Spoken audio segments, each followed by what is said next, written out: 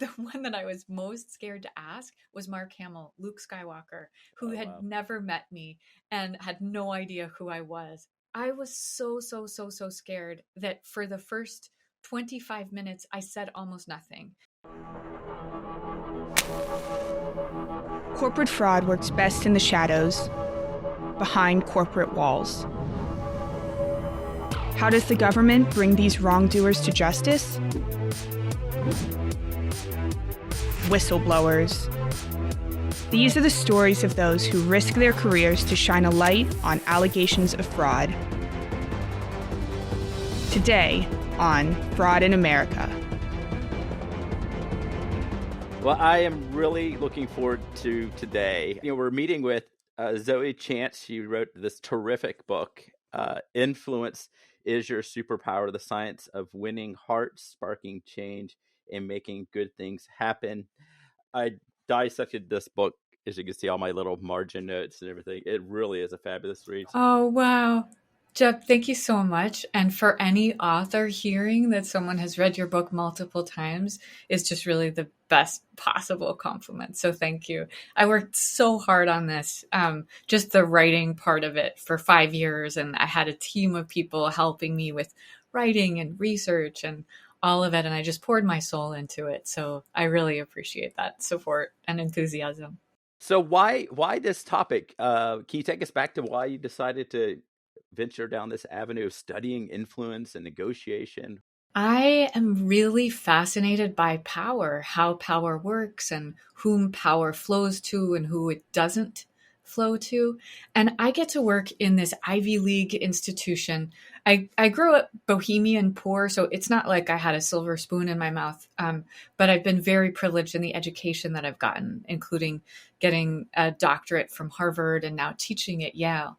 And the people who I get to teach at Yale, the students and the executives, already have so much power and privilege just by virtue of being at Yale and doing whatever it took to come to Yale, like your classmates at Georgetown Law, right? There's even, regardless of their background, we have a lot of privilege. And I'm a big believer in the Spider-Man doctrine that with great power comes great responsibility. Right. Yeah. And so I believe that for all of us who are well-intentioned on the path of becoming influential, that it is our responsibility to share that power in whatever way we can. So I'm writing the book so that you didn't have to come to Yale and take my class. And especially because I'm probably even more excited to help empower you if you didn't already have all those privileges. So this, if I understand this correctly, the book came from a class that you teach at Yale that's very, very popular. Why do you think the class is so popular with students? The class I teach is called Mastering Influence and Persuasion, which if that were the title of a book, it just sounds kind of cheesy. It might be interesting, but also cheesy. But at an Ivy League school, it doesn't sound like any other class. So students were intrigued from the beginning. And actually, it's crazy that nobody in at least any of the top business schools that I know of, nobody was teaching a class on interpersonal influence. And this is really a class we should have had in high school. How to relate to each other, how to collaborate, how to make good things happen together, how to advocate for ourselves and other people, how to draw boundaries and protect ourselves and other people, right? These are just key life skills that almost none of us have been taught. And so it's, in that sense, it's not a surprise that the class has been popular. Just some of the lessons in here about how to frame things, how to understand the science behind why people do things and don't do things, which leads me to this gator and the judge. Can you talk about the gator and the judge? Sure. And I believe this is especially important for smart people and for kind people to understand, because we actually have a double liability. If we don't study and practice influence, then we leave power in the hands of the power hungry. So kind people tend to be reluctant to try to influence other people because we don't want to be manipulative. And smart people tend to misunderstand how influence works. And we just assume that we give the facts, information, data, especially if we think the other person is smart, who we're trying to influence, and they'll just make the right decision. But that's not at all how decision making works. And information isn't impactful until the other person is already interested in it. So the gator and the judge are my nicknames, analogies for what in behavioral economics is called system 1 and system 2. The important thing from an influence perspective is that these two systems work together, sometimes in competition, sometimes collaboration. They guide all of our decisions, all of our behavior. The estimate by researchers who study this stuff is that 95% of all decisions and behavior are guided by what I call the gator, which is the unconscious part of our minds. It's intuitive, habitual, emotional. It takes care of all of the behaviors that have become habitual through practice. It's lurking in our subconscious, kind of like a gator below the surface of the water, and it's constantly scanning the environment for opportunities and threats. It's incredibly efficient, and it's incredibly lazy. So it ignores almost everything. Has to be a big threat or a giant opportunity. Has to be really, really easy if it's an opportunity. Now, on the other side is our conscious decision-making system, and this is slow, rational, deliberate, effortful. But when I say rational, that should be in scare quotes, because like a human judge, and any human judges and any human lawyers listening to this right now know that human judges try to be rational, try to be objective, but are influenced by everything else in the world, like their desires, their expectations, their priors, the context, the situation. Mm-hmm. An example that I share in the book is how much actual judges are influenced by the gator. And this is in a study of parole decisions. Some Israeli researchers looked at 1,100 parole decisions. And what they were mapping out is just the time of day. And then did that prisoner get out on parole, or did they get sent back to jail? And at the beginning of the day, about 2/3 of cases were resulting in the prisoner getting out of jail. And that number was declining and declining to 0. There's a spike. Same pattern again, declines to 0, another spike. For anyone who's interested in sharing the study, know that subsequent work has found that the real results are less dramatic than those initial results they reported, but the pattern holds.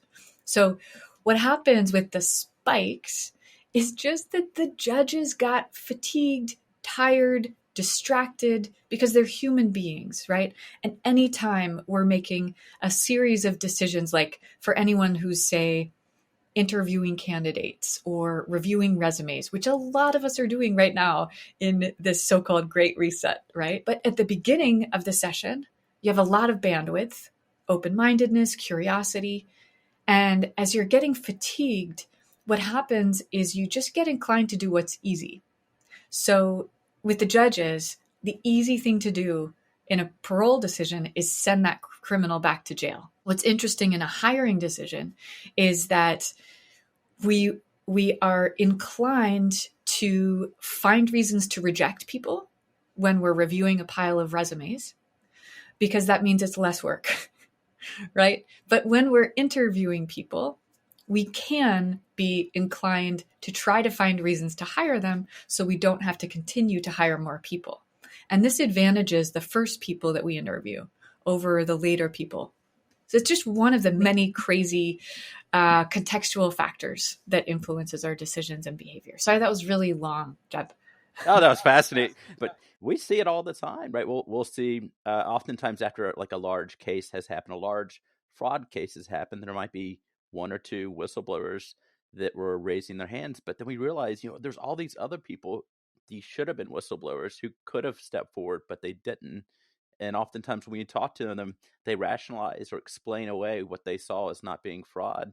Yeah, it happens all the time. The very, very large corporations, and there'll be one person who speaks up, and everyone else, sees what they want to see sometimes, right? So I wasn't actually planning to bring this up, I don't want to get sued, so I'm not going to say what the company was. Sure.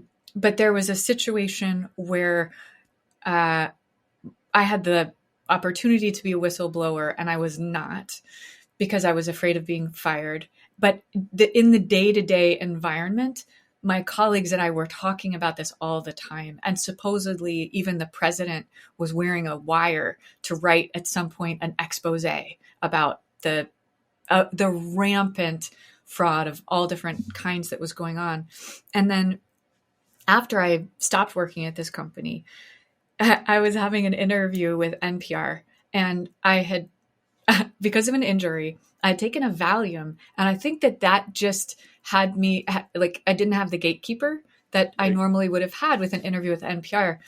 It wasn't a recorded interview, but I told the reporter all of my firsthand experiences, and she was so interested and ready to blow the cover off of this, do a major expose. And I gave her many contacts to talk to corroborate, and zero of those people were willing to go on the record with her. And so nothing ever happened out of this. Wow. Yeah, that's so common. What happens in a lot of cases is, we represent the whistleblowers, and we'll bring the allegations to the government, and we'll list all the witnesses that can corroborate the allegations. And yes, a lot of times, for whatever reason, won't back up the whistleblower. Later they will, after the case is settled, and say, you know what, I probably should have said something. But it's this, sometimes people are concerned about their own careers, but other times they don't see it. They don't see the fraud. It's so interesting because I just always assumed that my former colleagues who were refusing to go on the record with NPR about this, that it's just that they were scared, or potentially, because I study self-deception, that maybe they were in denial and they had just had to block off those memories in their brain. But it's interesting to me that you're saying that that the rationalization is such a big part of it too, where they did see the thing, but they weren't, either at the time they weren't coding it as fraud, or in hindsight they weren't coding it as fraud. And it's a perfect example of the kinds of influence that the gator has on the judge. So, what would you say to that person who is inside of the company? They're seeing something is happening that's wrong. They want to, they don't want to just go along to get along, and they don't want to just move on. They want to somehow influence the powers that be to do the right thing. What would you say to that person? So I really want to hear your advice about this too, and I'm sure that your listeners have, but you're the expert in this. But I have some stuff to offer as well, and a lot of my conversations with individuals in situations like this, many of them, because I'm a woman and because I've published about Me Too, many of them have been with women who are being or have been sexually harassed, and in some cases sexually assaulted by colleagues. So it's a different kind of whistleblowing, but I think it's exactly relevant to what we're talking about. My understanding from research and sexual harassment accusers is that there's retaliation that happens 75% of the time against the whistleblower or against the accuser. And my first inclination is just, please, please, please, please take care of yourself and protect yourself. And in those situations, it's also very difficult to be anonymous as an accuser. And so in those situations, I recommend that they talk to friends. They don't keep it to yourself. Situations of sexual abuse of various types are like whistleblowing in many situations, in that we may feel some responsibility. And for a lot of us, this is also why we're not speaking up. And I can only say that from personal experience, that I have shamed myself. But in situations of sexual harassment accusations, the ones that tend to go through and be successful and be positively resolved, usually they have multiple accusers, and it's not one person on their own where it's a he said, she said thing. So I believe it's really important to see how many like how big a posse can you build before you go on the record to make the accusation? And that is not what I did, right, in the NPR situation. So it was very easy for other people to say no. But if I had been interested in being a whistleblower, that's what I should have done, to talk to my colleagues as a friend, off the record, low-key casual conversations, to say, would you be willing to do this? What I also should have done is what supposedly the president was doing, which was documenting. So documenting as much as possible before then going on the record, so that it would be very hard to argue with. But Jeb, my understanding is that whistleblowers can almost never stay at the company. But tell me about that. Is that true or no? Yeah, that's interesting. That's a great question, and thank you for sharing your story, Zoe. Typically, what happens is the whistleblower has tried to right the wrong, and then they found themselves alienated, isolated, and then terminated, and then they call, looking for help. So usually what we encourage whistleblowers to do is exactly what you're saying. Try to understand what's happening. Sometimes you may not fully understand. May not be actually fraud going on here, or there may be some other explanation, but trying to document what you're seeing, understanding what's happening, and then reaching out for counsel that can help guide you through the process. All these are things that we encourage whistleblowers to do before they decide to step forward. Understanding the risk, and for a lot of people, not only do they find themselves not staying at the company, but they may be blackballed from an entire industry by stepping forward as a whistleblower. So just a lot of personal calculus that comes into play before making that decision for people. Yeah, I have so much admiration, such great admiration for people who do that. One thing that I'm curious to ask you about, that I get asked about, so the stereotype of millennials as a generation, and also increasingly Gen Z, is that people are looking now for more meaning in their job and their work than those of us. And so I'm in Gen X, and generations above have been demanding. And for some of us in my generation and older, we've been willing to trade off a lot of things for a paycheck. And my students who are in Gen Y and Gen Z, they want to be able to speak truth to power in so many situations. And it's not just that fraud is happening, but there's something that's not going well or something that's going wrong. And I have a lot of conversations about, rather than publicly accusing somebody, assuming that that person is well-intentioned and having a private conversation with them to try to clear it up, which is also dangerous, right? Because Yes, you can become a target. But I find it very, very hard to know how to advise people about when do you first have the discussion privately with someone where you're allowing them to save face. Yeah, for sure. Yeah, this is a interesting topic. You're absolutely right, though. We hear oftentimes from people, they ratchet it up so quickly by accusing somebody of wrongdoing, and it's one of the reasons why we do spend a lot of time on the lawyer side talking them through what exactly is playing out, to try to fully understand and investigate before we actually file the case. A lot of our attorneys spend a lot of time trying to talk a whistleblower out of filing a case, out of becoming a whistleblower, because it is so hard and there's so many things that can go against you. But once you accuse somebody of fraud, it really does ratchet up the stakes, because no one wants to be accused of fraud. I have to ask you, one of my favorite chapters, you talk about the defense. I think the chapter is called "The Defense Against Dark Art." So I just want to flip the side here, because a lot of our whistleblowers are bringing cases against companies that they work for, but sometimes we come across the Madoffs of the world that are hoodwinking the world and driving profits for the sake of greed. You identify some of the things that we should be on the lookout for in the book. Could you talk about some of those? Yeah, the red flags that I write about in that chapter are especially red flags for people like con artists, but it's anyone who's trying to influence you in a potentially manipulative way. And the idea is that the best thing you can do to protect yourself or someone else is to be on the lookout for those red flags, and that it's typically not complicated. The defense part is not complicated. It's you draw a boundary, you say no, you leave, you stop the relationship, whatever. But the hard part is recognizing.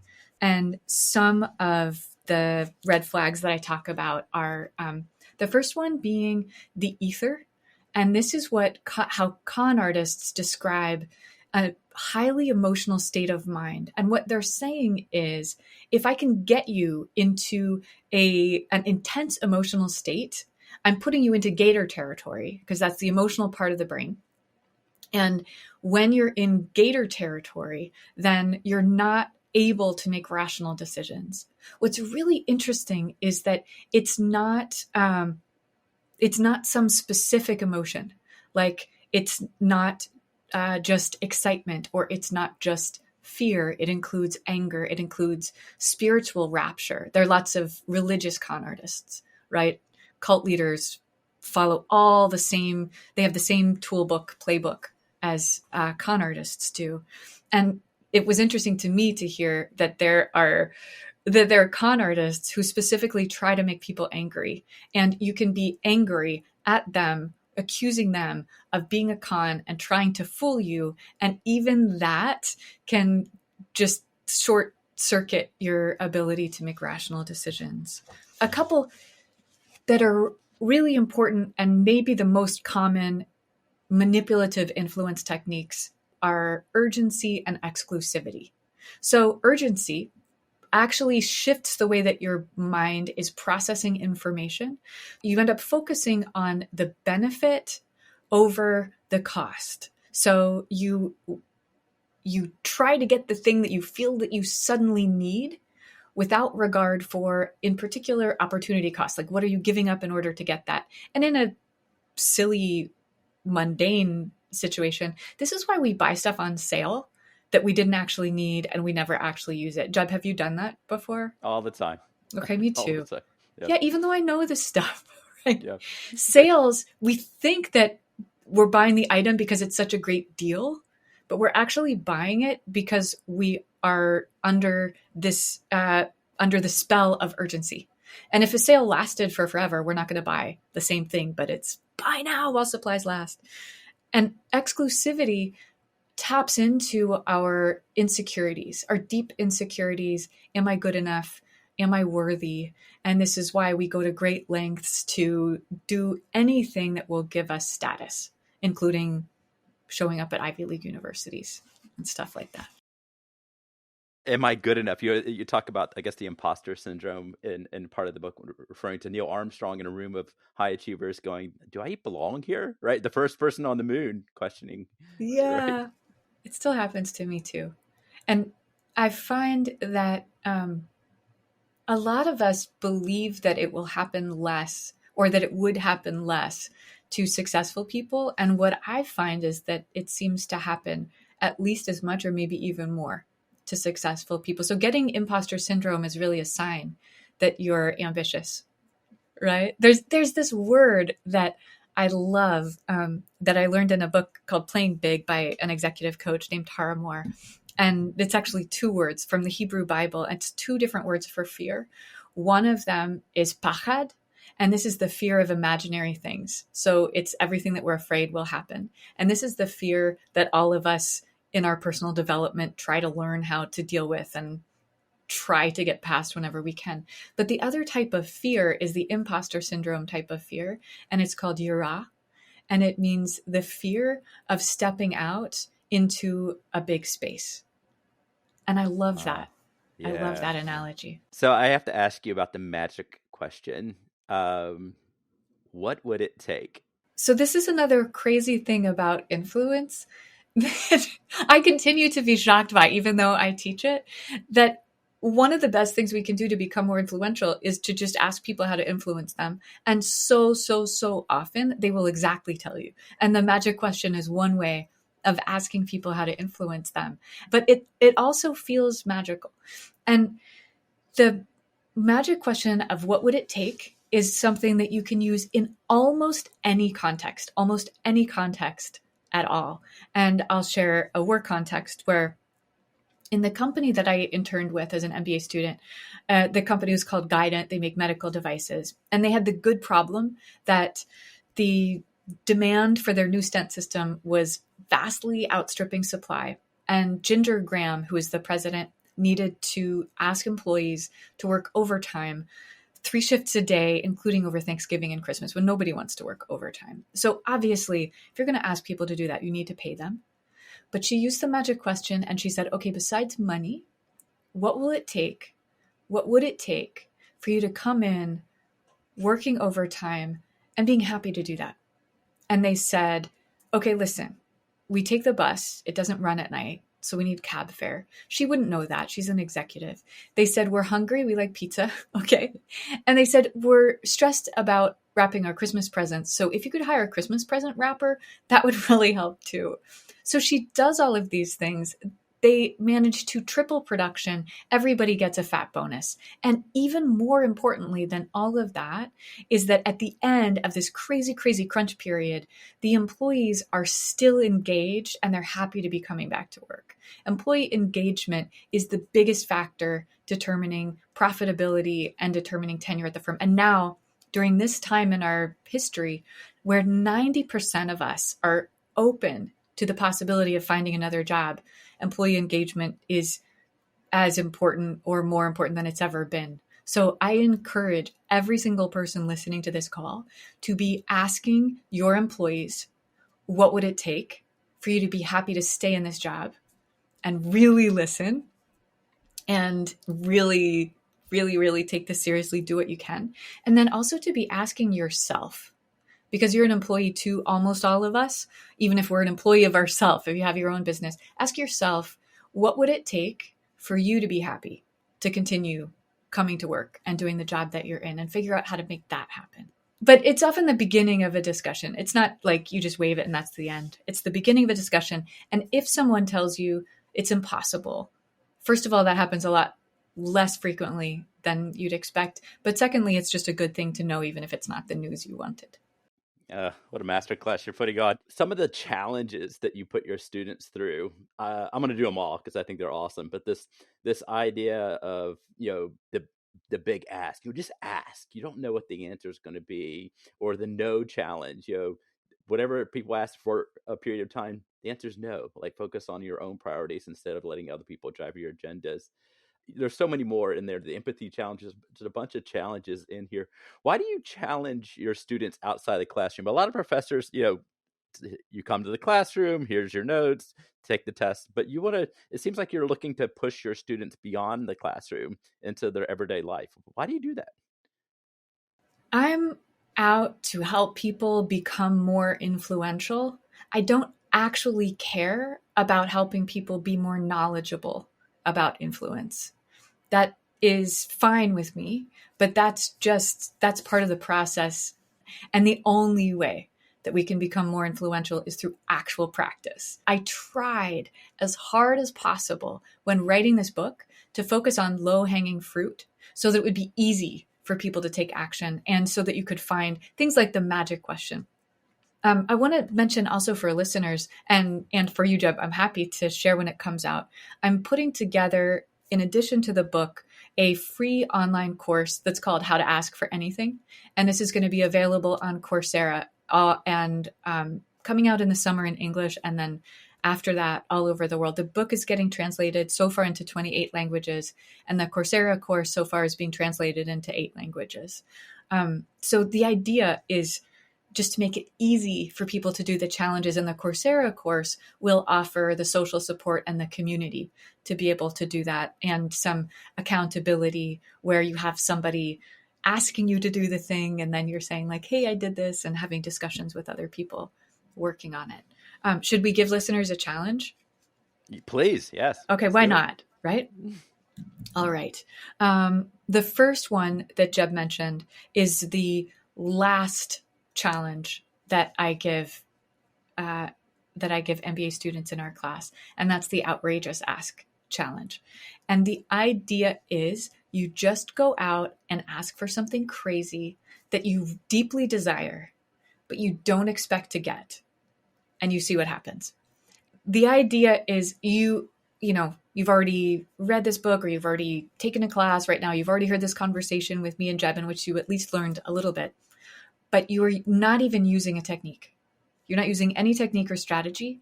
You're just going and asking. And this just asking, first of all, is helping you step out of your comfort zone, because for almost every one of us, it's scary to ask for something big that we deeply desire, that we don't expect to get. And as we step out of our comfort zone, that's how we expand it. But the second thing that is maybe the most important thing here is that I can say from experience of now hundreds and hundreds and hundreds of people going through this challenge and telling me how it works out for them, about a third of the time, you get the thing that you totally don't expect. The other thing that you're doing here is this Aikido move with yourself, where you know that you didn't expect to get it. And so if you don't get the thing, you're much less disappointed than if you thought you would get the thing. I'll share an outrageous ask that I did this was the scariest one actually from my last 6 months. And I did not get it. And this was my fantasy when I was doing these scary asks of, you ask people for a blurb for your book, and it's your heroes, right? Like you were talking about up on the dais with you. You're only asking your heroes. So every single one of those requests is really, really scary. Some of these people I'd interacted with, some of them not. The one that I was most scared to ask was Mark Hamill, Luke Skywalker, who had never met me and had no idea who I was. And I ended up getting to have a Zoom meeting with Mark Hamill. And I was so scared. So this was a half-hour meeting, but he didn't know why I was meeting with him. And I was so scared that for the first 25 minutes, I said almost nothing. And he's just telling me stories. And I am a fan, right? And it's incredible to hear these stories about the making of Star Wars. And he's now a voice actor, and he's doing all these voices. And my heart is beating so hard. My vision is clouding over because he's my hero. And I have, for many years, framed my job as teaching Jedi mind tricks. That's what I do. So he's the guy who can give me potentially this blurb if he's willing. And although I teach this, I was ready to not even get to ask him.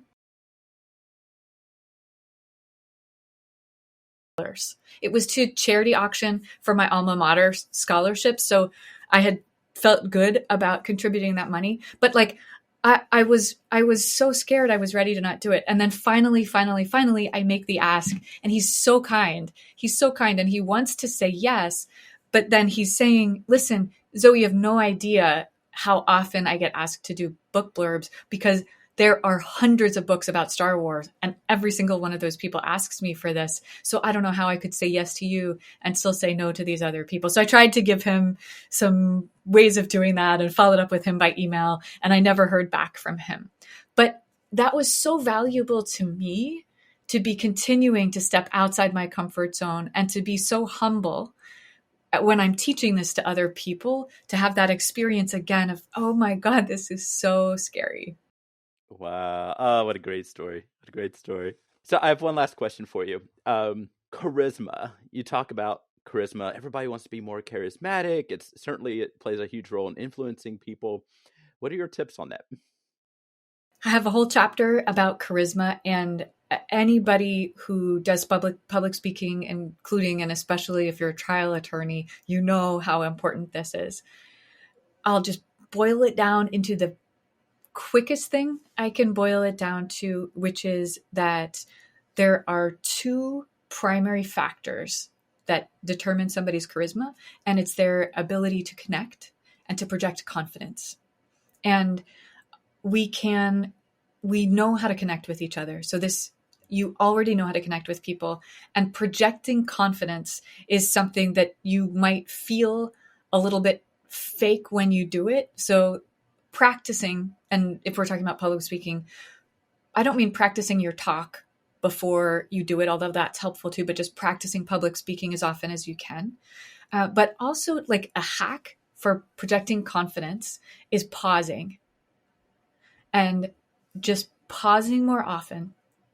And then a very simple way in any kind of conversation to project more confidence and also be connecting with people is to be focusing on them rather than yourself. And you can do that easily by asking questions and by saying their name and by having the intention of connecting with them or trying to be helpful to them. So, like, when I'm going to give a talk, I pray before the talk, and I pray. I hope this is helpful, even if you're not a believer, whatever religion you are. But for me, I pray to Jesus and I say, your love through my lips. And that small little mantra for me helps me be present with other people in a generous way rather than being self-conscious. So self-consciousness is anti-charisma. So if you want to be charismatic, anything you can do to eliminate self-consciousness will help you. Well, Zoe, I appreciate the time that you spent with us. Please go out and buy this book. Influence is Your Superpower, the Science of Winning Hearts, Sparking Change, and Making Good Things Happen. Thank you so much for today. Thank you so much, Jeb. And I really see how much effort and how much love and energy you put into making good things happen in the world. And I'm honored to know you. Thank you. Thank you.